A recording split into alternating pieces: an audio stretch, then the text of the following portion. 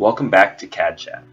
Today we have a very special guest and good friend of mine, Cory Lemke. Today he's going to tell us about at what point in life he became interested in Korea. Hi there, my name is Cory Lemke. My Korean name is Haundo. I was born in Jeonju, South Korea in Jeonnam-buk-do. I'm 23 this year. That's my American age. My Korean age is 24. Been in Korea for a little under a year now. I'm currently teaching English in a hagwon in Seoul. I plan on attending graduate school in the next academic year.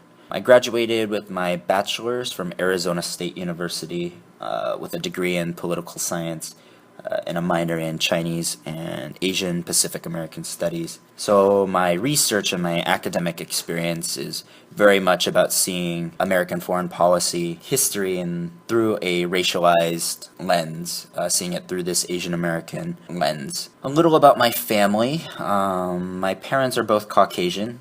I believe my mother is mostly German, and my father is half German, half Swedish, I believe. I have an older sister who is 9 years older than me, and she is my parents' biological child. And I have an older brother who is 5 years older than me, and he is also adopted from Korea. He is originally from Daegu. And I have a younger sister who is 4 years younger than me, and she is originally from Pohang. She's also adopted.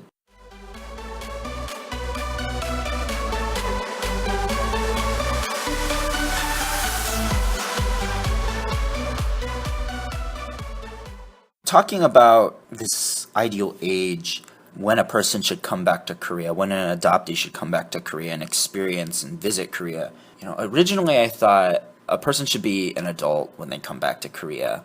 But then I was thinking about my own experience, and when I was growing up, I grew up in northern Iowa, and most people are German and Scandinavian up there. And growing up was really hard for me. That's when I really noticed my Koreanness.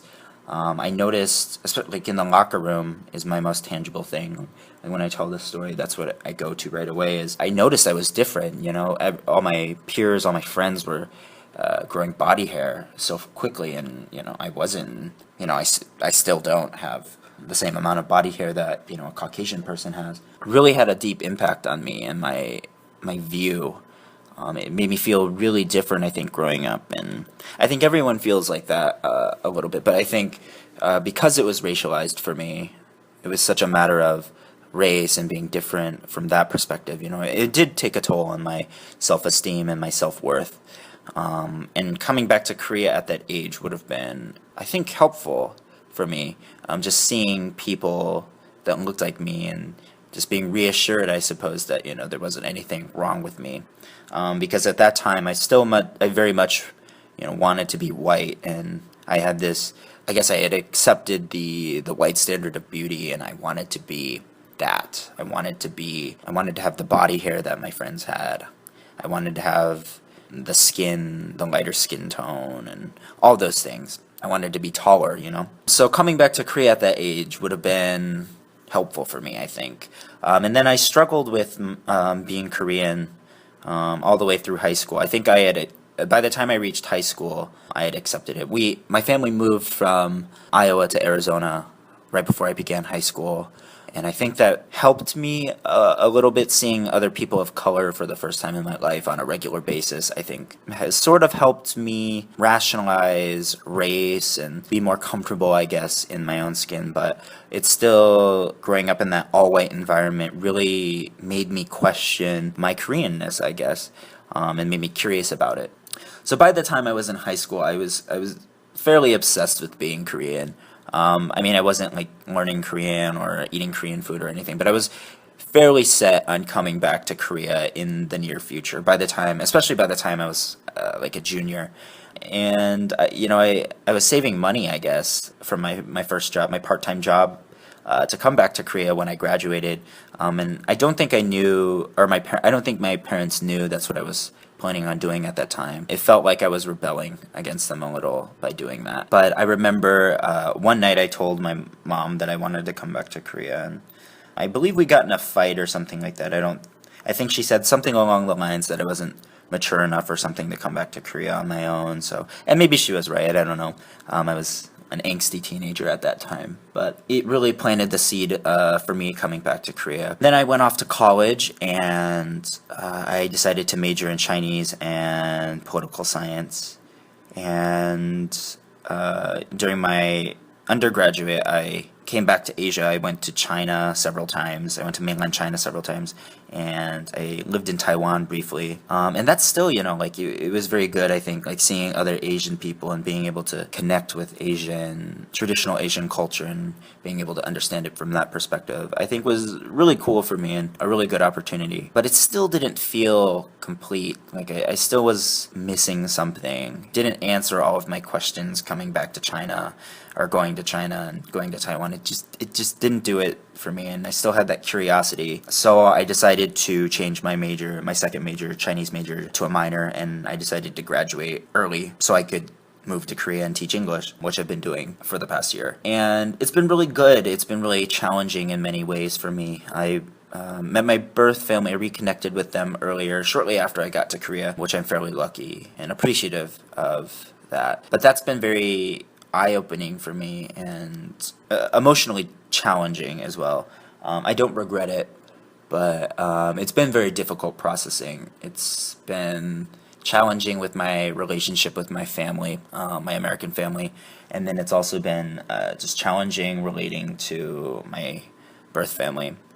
So my story, my adoption story it's a bit different. My birth mother is in the hospital long term, and my birth father is not in the picture, so all I really have is my extended family. I'm not entirely sure if I have plans to search for my birth father, but yeah, that's the way it is, so it's a bit different. I wasn't searching for my immediate family, and as far as I know, I don't have any siblings or anything, so it's a bit strange. But overall, I think coming back to Korea has been positive for me.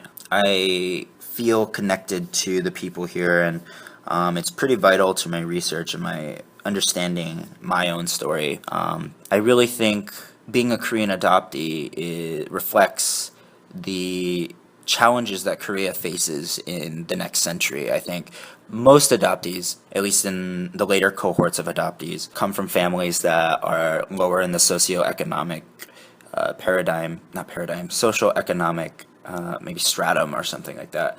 And that's directly a result of Korea's rapid industrialization over the past 50 years. So you have these poorer families, and they're sending their children abroad, because they can't afford to have children, or they don't have the means to do so. Or you have a lot of single mothers who are sending their children abroad for adoption. Yeah, or even the earlier cohorts of adoptees are a result of the Korean War or poverty during that age. So my first time back to Korea was a couple years ago. I was on my way to Taiwan, and my friend was studying at Yonsei University, and I was only here for a couple of days. It was really, really good for me. It really was like I think it was going into my junior year of college, and it was really eye-opening for me. I was like, I need this. This is what I want. This is what I need. I need to come back to Korea and find my birth family and find my sense of identity, Korean identity. So coming back on this trip for a longer time, an extended period in Korea, it's been good. It's been difficult trying to find Korean personhood, trying to come into my Korean personhood, because you have, Korean people, and they very much don't see us that way. I think a lot of Korean people don't see us necessarily as being Korean. They see that we have like a Korean body, but the way we talk about it, even other adoptees, I think, we're not full Koreans or something like that. And thinking about this over the last several months, I'm not entirely sure I agree with this model of Korean personhood. I really think Korean identity exists beyond the Korean state. That is to say, I think Korean identity can exist without necessarily being a citizen of either Korean state, and it might even exist beyond a cultural realm as well. And I think that's what makes Korea so unique in the world, in terms of older countries. I think being Korean might be like this biological thing, even though it's a social construct. The idea of Korean personhood might be something more biological. So coming back to Korea has been very helpful for me processing that. I would like to give a special thanks to Cory for participating today. He did a great job. And if you'd like to ask a question or support this program, there's links and more information in the About section. Thank you, and until next time.